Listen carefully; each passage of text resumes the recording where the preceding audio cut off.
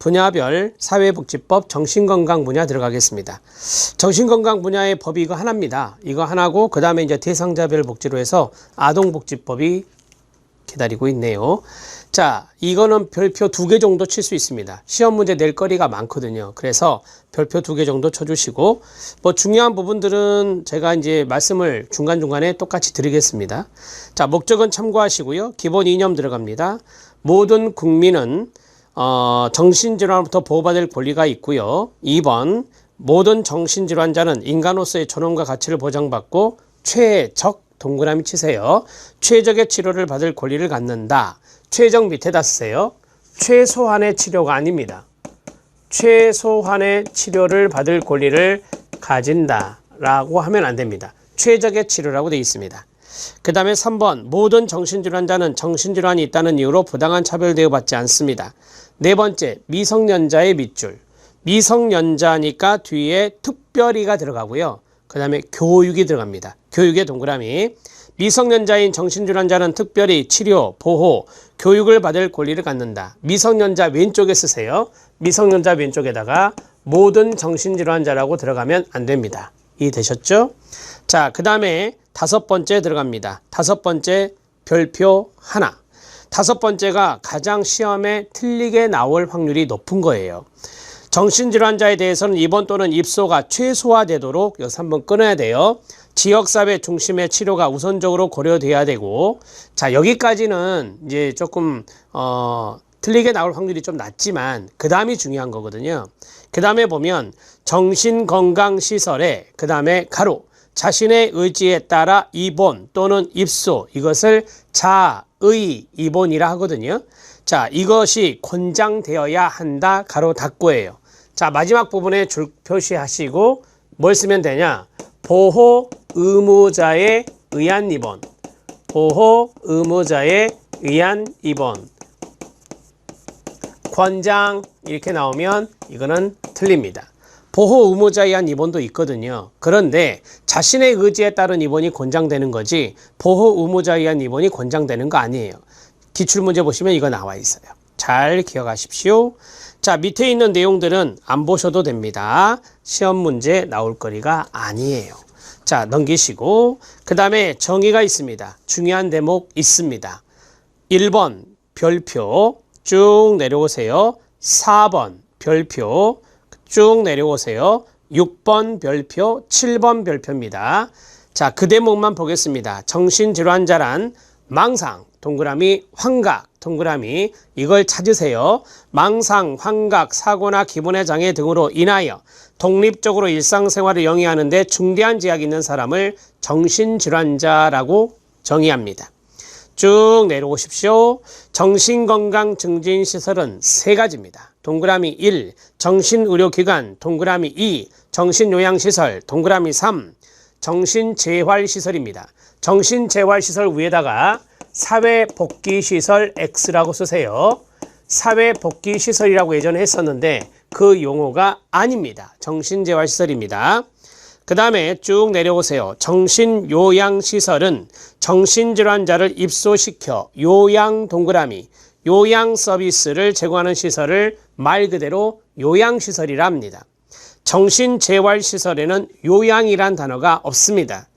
정신질환자 또는 정신건강상 문제가 있는 사람 중 대통령령으로 정하는 사람의 사회 적응을 위한 각종 훈련과 생활 지도를 하는 시설을 말하게 되는데요. 정신재활시설, 오른쪽에 쓰시기 바랍니다. 사회복귀시설이라 하지 않습니다. 사회복귀시설 X라고 쓰면 됩니다. 어렵지 않죠? 자, 그 다음에 국가와 지방자치단체 책무가 있는데요. 이거 참고하셔도 됩니다. 넘어가겠습니다. 이제 정신건강증진시설의 장이 있는데요. 이것도 참고하시면 됩니다. 정신건강증진시설은 정신의료기관, 정신요양시설, 정신재활시설들을 말한다 했으니 여기에 장의 의무를 이야기하고 있는 것입니다. 자, 그 다음에 정신건강증진 정책의 추진이 나오는데 국가계획이 나오나요? 네, 5년마다 하는 것인데요. 1번만 V자 체킹. 보건복지부 장관은 관계 행정기관의 장과 협의하여 5년마다 그 자리만 현관펜 밑줄, 5년마다 정신건강 증진 및 정신질환자 복지 서비스 지원에 관한 국가의 기본계획에만 밑줄, 기본계획을 수립해야 합니다. 이 정도 보시면 됩니다. 자, 쭉 나머지는 참고적으로 보십시오. 중요하지 않습니다. 그 다음에 맨 아래 실태조사 보이시나요? 네, 실태조사 5년마다 합니다. 5년마다 밑줄입니다.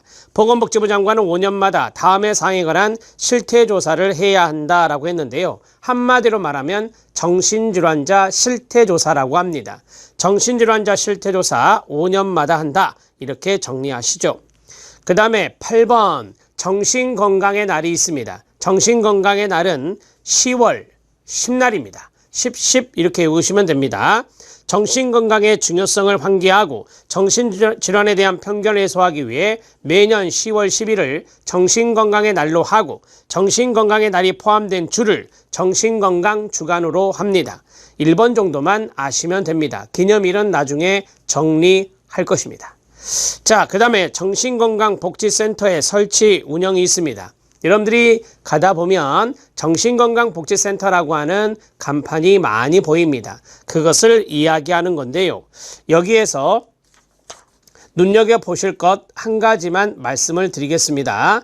어디를 보시냐면 7번을 봐주시기 바랍니다. 7번 시도지사는 소관 광역정신건강복지센터 운영 현황, 정신건강 증진 사업의 추진 내용을 시장군수구청장은 관할 시도지사를 통하여 소관 기초정신건강복지센터의 운영 현황, 정신건강 증진 사업 등의 추진 내용을 각각 상반기, 하반기, 반기별로 보건복지부 장관에게 보고해야 합니다. 자, 여러분 광역정신건강복지센터는 시도에 있어요. 그래서 시도지사가 여기에 대한 운영 현황을 보건복지부 장관에게 보고하는 거고요.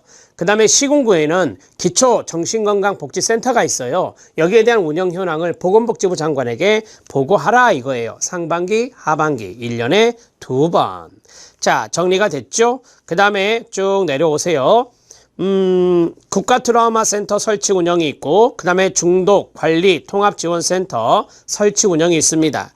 자, 우리가 이제 큰 사고가 나면 트라우마가 생기죠. PTSD라고 하는 것도 있고요. 이런 것이 좀 많다 보니까 국가트라우마센터 설치 운영의 규정이 신설되었고요. 그 다음에 여러분들이 알다시피 중독자 관리 강조하고 있습니다. 그래서 중독관리 통합지원센터도 설치 운영 규정이 들어갔습니다. 아, 이런 게 있구나 라는 것만 아시면 됩니다. 정신건강 전문요원의 자격 10번 별표 2개. 시험에 나올 확률이 가장 높은 게 바로 이 대목인데, 자, 첫 번째, 보건복지부 장관은 정신건강 분야에 관한 전문 지식과 기술을 갖추고 보건복지부로 정하는 명으로 정하는 수련기관에서 수련을 받은 사람에게 정신건강 전문요원 자격을 줄 수 있는데요. 자체적으로 시험도 보고 있습니다. 동그라미 2번 별표, 정신건강 전문요원은 3사람입니다. 정신건강 임상심리사 동그라미 1, 정신건강 간호사 동그라미 2, 정신건강 사회복지사 동그라미 3인데요. 1급과 2급이 있습니다. 오른쪽에 쓰세요. 3급이 없거든요. 3급 X라고 쓰시면 됩니다. 자, 그리고 날개 쪽에 뭐가 있습니까? 정신건강 작업치료사가 있습니다. 이것은요, 법률이 개정되었지만 시행은 2022년 4월 달에 시행을 하기 때문에 지금 현행법이 아니라는 겁니다. 그러면 여러분들은 자, 날개 쪽에 쓰세요. 정신건강 전문요원, 정신건강 전문요원, 땡땡, 정신건강 의사. 시험에 잘 나온 게 이거예요. 정신건강 요양보호사도 시험에 출제된 적이 있습니다. X. 정신건강 작업치료사도 법률이 개정이 됐지만 현행법이 아니니까 X. 이렇게 3가지를 아시면 돼요. 아셨죠? 어려운 거 아니죠? 자, 밑에 있는 내용들은 죄다 참고하시면 됩니다. 다만 밑에 박스에 보면 정신건강 전문요원의 업무 범위가 있습니다. 공통 업무가 있고요. 지금 아까 말씀드렸던 3사람의 공통 업무고요. 자, 개별 업무가 중요하겠죠. 개별 업무에서 정신건강 임상심리사와 정신건강 간호사와 정신건강 사회복지사, 우리 것을 알아야 돼요. 정신건강 사회복지사는 간단하게 말씀드릴게요. 상담 쓰고 있죠. 안내, 그 다음에 조사, 요 세 단어만 아시면 됩니다. 상담 안내가 거기 2번 맨 끝에 있어요. 조사 1번에 맨 끝에 있어요. 그 자리만 현관펜 밑줄 치면 돼요. 다른 것에 임상심리사나 간호사에는 이게 없거든요. 그래서 이 대목만 아시면 됩니다. 정신건강사회복지사 1번은 정신질환자 등에 대한 사회서비스 지원 등에 대한 조사, 그 다음에 정신질환자 등과 그 가족에 대한 사회복지 서비스 지원에 대한 상담과 안내, 이런 것들을 정신건강사회복지사가 하는 것입니다. 자, 정리됐고요. 나머지는 참고 우리 것만 야무지게 알면 돼요. 자, 정신건강 전문요원의 결격 사유가 있습니다. 다 내버려 두시고요. 3번에 보면 성범죄가 보이시나요? 성폭력 범죄 보이시나요? 네. 자, 거기 보면 성폭력 범죄의 처벌에 관한 특례법에 따른 성폭력 범죄 또는 아동청소년 성보에 관한 법률에 따른 아동청소년 대상 성범죄를 저질러 금고 이상의 형 또는 치료감호를 선고받고 그 집행이 끝나지 아니하거나 집행을 받지 아니하기로 확정되지 아니한 사람, 이 사람은 정신건강 전문요원의 결격이다, 이렇게 말할 수 있습니다. 세 번째 정도만 기억해 주시면 됩니다. 자, 이런 사람들은 정신건강 전문요원이 될 수 없다라고 보시면 됩니다. 아직까지 확정이 안 된 거니까 이 사람은 정신건강 전문요원을 해서는 안 된다는 겁니다. 자, 그 다음에 정신건강증진시설의 개설, 설치, 운영이 있습니다. 정신요양시설 별표, 중요. 저는 나중에 허가와 인가, 지정 이런 것들을 정리해 드릴 때가 있을 거예요. 지금은 아니고요. 정신요양시설은 허가받습니다.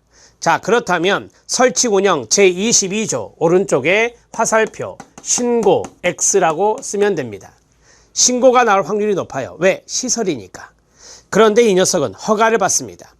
2번 사회복지사업법에 따른 사회복지법인과 그 밖의 비영리 법인이 밑줄, 정신요양시설만 밑줄, 눈에 띄게 정신요양시설을 설치 운영하려는 경우에는 해당 정신요양시설의 소재에 관할 시군구청장에게 허가, 밑줄, 정신요양시설 허가, 이런 식으로 외우시면 되니까요. 허가를 받아야 합니다. 이 정도 보시면 되겠습니다. 자, 그 다음에 13번 정신건강의학과 전문의의 자문 참고하시고 정신재활시설의 설치 운영이 있습니다. 정신재활시설은 허가받지 않습니다.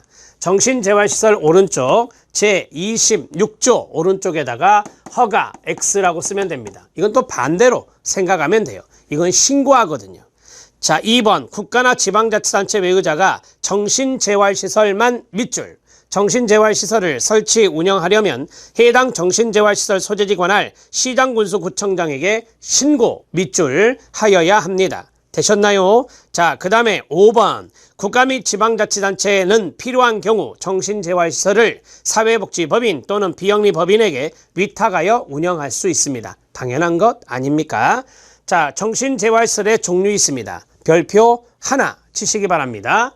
정신재활시설의 종류 암기법 꼭 외우십시오. 중, 종, 재, 생, 품입니다.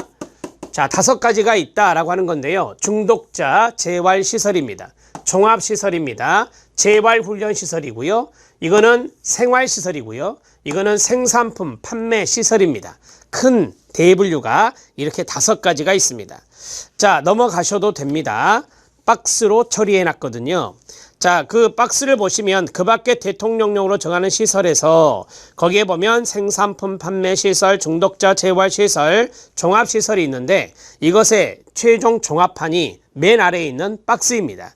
자, 그러면 정신재활시설의 구체적인 종류와 사업을 보시면 생활시설의 현관펜 밑줄, 그 다음에 재활훈련시설의 현관펜 밑줄, 그 다음에 중독자 재활시설, 생산품 판매시설, 종합시설의 밑줄. 어떻게 외워라?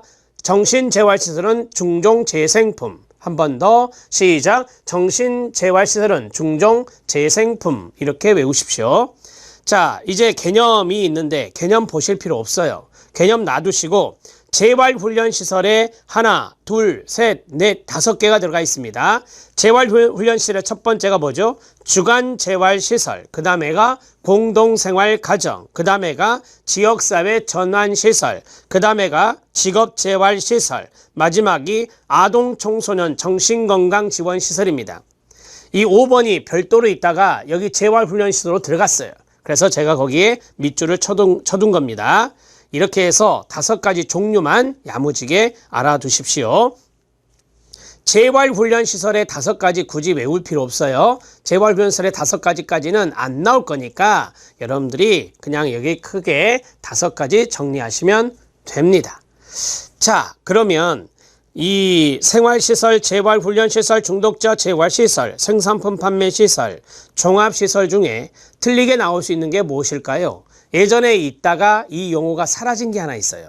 그게 바로 이겁니다. 정신질환자,